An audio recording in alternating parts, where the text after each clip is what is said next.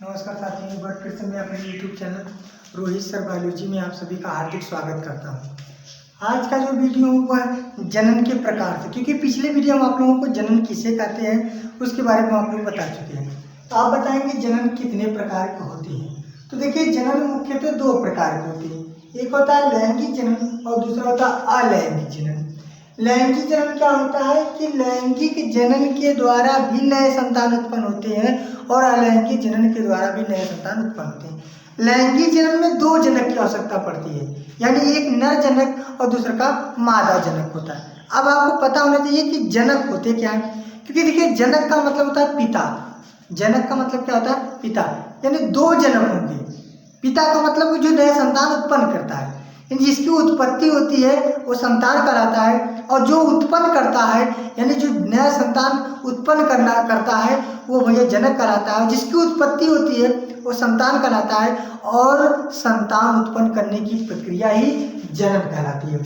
तो जनन में दो प्रकार के हैं, लैंगिक जनन है और अलैंगिक जनन।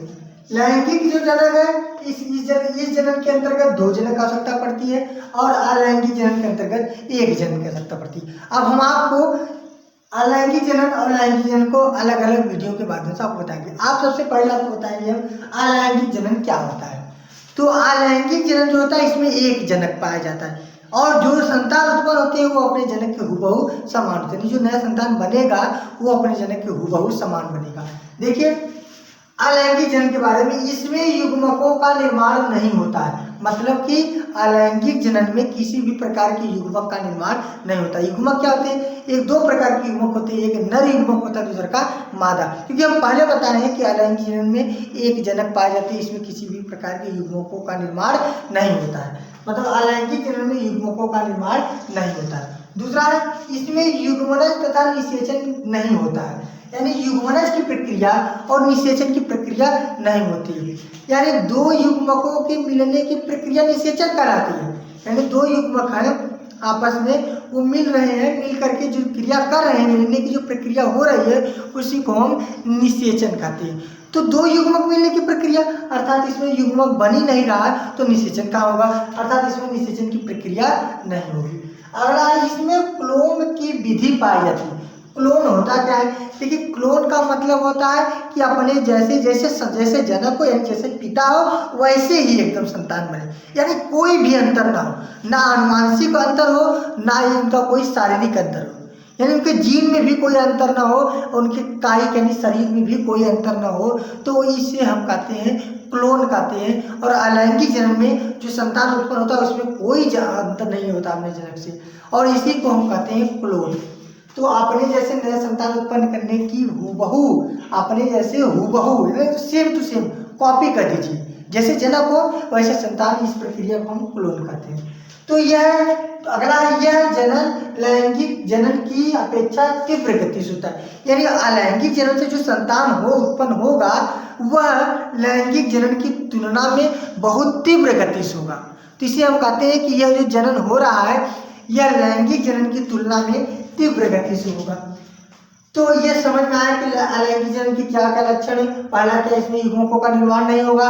दूसरा का क्या, इसमें युग्मन तथा निषेचन क्रिया नहीं होती है। अगला क्या, इससे उत्पन्न जो संतान हो रहे हैं वो अपने जनक के हूबहू समान होती है। इस प्रक्रिया को हमने क्लोन कहा है। और अगला है, इस जो जनन हो रहा है यानी अलैंगिक जनन जो हो रहा है वो लैंगिक जनन की अपेक्षा बहुत तीव्र गति से होता है। अब आगे है, अलैंगिक जनन की कुछ विधियां होती है, यानी अलैंगिक जनन के अंतर्गत कुछ विधि आती है। उस विधि के अंतर्गत नए जीव का निर्माण करते हैं। जैसे पहला का विखंडन, यानी पहला विखंडन विधि होता है। इस विखंडन विधि से नए संतान बनते हैं। अगला है मुकुलन, यानी पहला विखंडन है और दूसरा का है मुकुलन विधि है। और अगला क्या है, पुनरुद्भवन है। फिर बीजाणु जनन है। अगला है कायिक जनन है। फिर इसके बाद इसमें आपको हम कहेंगे बताएंगे खंडन क्या होता है, विखंडन, यानी विखंडन पहले बता दें। खंडन क्या होता है? खंडन दो प्रकार का होगा, द्विखंडन होगा, बहुखंडन होगा। यानी कि अब जितने भी बात करेंगे आपसे हम हर जगह कहेंगे, कहीं का शरीर टूट के अलग हो रहा है तो कहीं की कोशिका अलग हो रही है, कहीं कर देंगे तो ये इसका उभार निकला था अलग, यानी कहीं कहीं आपसे बात करेंगे कि वो जनक के शरीर से अलग होगा, और अलग होकर जो अलग होगा उसी से नए जीव का निर्माण हो जाएगा। क्योंकि इसमें एक ही जनक पाया जाता है, इसमें कई जनक नहीं होते, यानी 2 जनक नहीं पाए जाते हैं। तो जब इसमें 1 जनक होता है, इससे उत्पन्न जो संतान होगा वो अपने जनक के हूबहू समान होगा, और इस प्रक्रिया को हम अलैंगिक जनन कहते हैं। इनकी विभिन्न विधियां हैं। अब हम आप लोगों को अगले वीडियो में अगले वीडियो में एक विधि के द्वारा आप लोगों को हम समझाएंगे। एक वीडियो में एक ही विधि बताएंगे आपको हम, और आपको चित्र सहित बताएंगे, यानी फिगर भी बनाएंगे, और आपको बताएंगे कहाँ से खंडन टूटता है, कैसे टूटता है, कब जुड़ता है, और किस प्राणी में ऐसा होता है। तो आप लोग अगले वीडियो का इंतजार करिए, हम वहाँ पे आपको विखंडन के बारे में बताएंगे। तब तक के लिए आप हमारे वीडियो पे लाइक कर दीजिएगा, कमेंट करिएगा कि यह कैसे बन रहा है, अच्छा है, समझ में आ रहा है। किसी प्रकार की समस्या तो आप हमसे इसके माध्यम से पूछ सकते हैं।